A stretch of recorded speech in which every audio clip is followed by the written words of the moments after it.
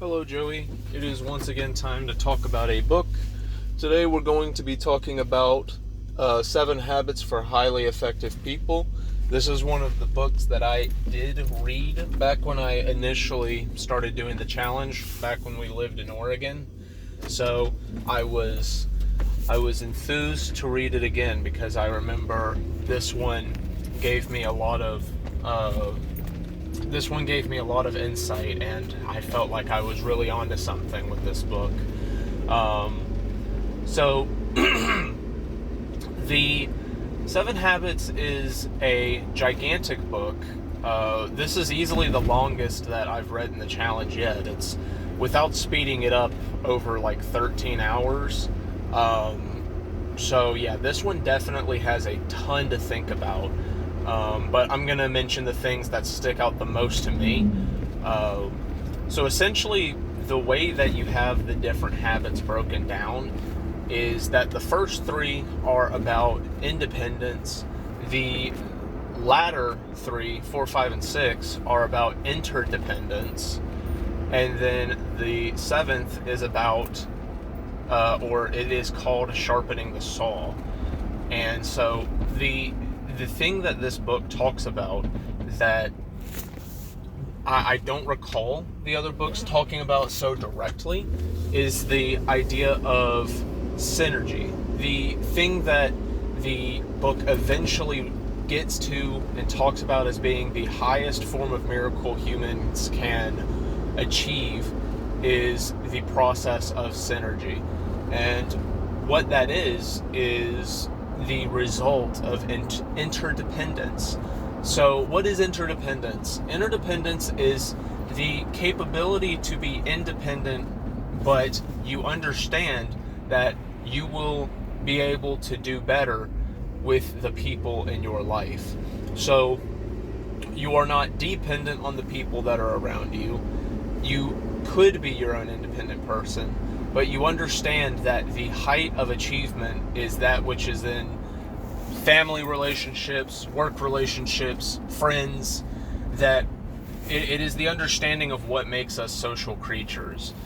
And this is very important for me to listen to and understand, because something that me and my friend Daniel have struggled with is the ideas and concepts of man-woman relationships. I mean, in my personal opinion, I'm significantly more far along than Daniel is, but he talks about how you have to show that you're super independent and stuff like that, and I'm thinking, like, independence is fine, but like that's not really what is gonna do anything for you. But at the same time, it's like there's this idea that if you're not completely independent in this world, then you're dependent on something, and you can't afford to be dependent on something. And so when it's drawn so black and white like that, it leaves you thinking, what are you to do? Like, are you dependent on the woman in your life? Are you independent and you guys just say nice things to each other? Like, you hear a lot of couples say, like, I couldn't live without you, or something like that. You know, like, these words sound like dependency, but the truth of the matter is that there is a third layer called interdependency, right? And this is where all successful social interactions lie, right? Because you told me this before, and I had heard it before, but if you want to go fast, go by yourself, and if you want to go far, then go with others. And the idea behind that is that between the support that they will give you and the support that you give them, your efficacy when moving through life is going to be much higher.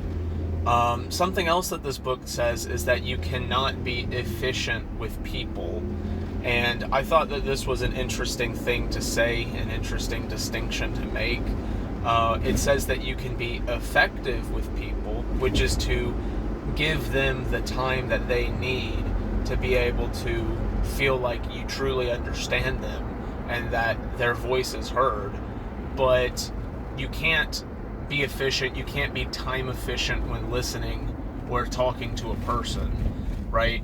So, and I mean, this is absolutely true. When you have a boss, when you work somewhere where you feel like your boss just sees you as something that you pay every once in a while and is supposed to do these tasks for you, it's not a good feeling.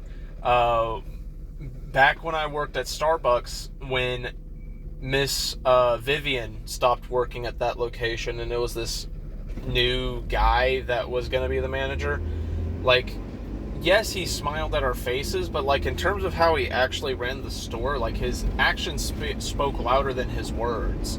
And it was very clear that we were just checkers on a board in terms of moving around the ideas and the time frames and whatnot that we were supposed to do stuff, right? So another thing the book talks about, and this is the name of one of the chapters, is seek to understand and then to be understood. And essentially this is an idea that in some part is echoed the sentiment in some of the other books. I wouldn't be able to say off the top of my mind, but the thing is that we all want to be understood by somebody or some bodies that are around us, right? But the thing is that you have to create an emotional bank account, and this is something that the book brings up a lot, and you have to make deposits before the bank account is high enough to where people will listen to you with the intent that you want them to, right? And so the idea is that you cannot ask a campfire to produce fire before you give it wood. You have to put the wood in, you have to set the fire yourself, and then it will keep you warm. And so when it comes to our relationships in our life, the thing that we have to do is, if we want the treatment, if we want positive, good treatment, if we want to be understood, then that is something that we would have to be willing to do for other people, right? And so I can't stress enough how important the idea of interdependence is, because, or in other words, synergy, because when you are limited in your own one person and you aren't supporting anybody, you aren't being supported by anybody, there really is only so much you can do. There's only so much you can do without mentors, loved ones, stuff like that. But when you, what is that sound? When you are actually in interdependent relationships, the level of achievement is so much greater, and where you're able to take your practices and whatnot is so much higher, right? Now, something I find interesting is that in the afterwards, when he's talking about questions that he often gets asked, he said that the one that he struggles with the most is habit 5, which is seek to understand and then be understood. And of them, perhaps I'm in a similar boat. I personally have a difficult time listening to other people sometimes. Sometimes I'm good about it. I think that I can be a pretty good listener, but it's like there's almost like an on and off switch. And sometimes my listening ability is just switched off, right? So that's definitely something for me to think about, because if I want to cultivate those type of relationships better, then I'm gonna have to figure out a way to flex those muscles, right? And be able to respect what people are saying to me more, you know? But yeah, with that being said, there is so much to garner from this book. These were the things that I took away the loudest. I think that the most impactful chapters to me were 4, 5, and 6. I mean, heck, I completely forgot to talk about being proactive. That this is a player's world, not a watcher's world. So, yes, the idea of being proactive and putting your foot in the ring and challenging yourself, being willing to step outside of your comfort zone. Now, granted, this book is not the first time I've heard that, but truly, between listens and reads, the first time and this time, I completely forgot about the ideas that were portrayed in the 4, 5, and 6 habits.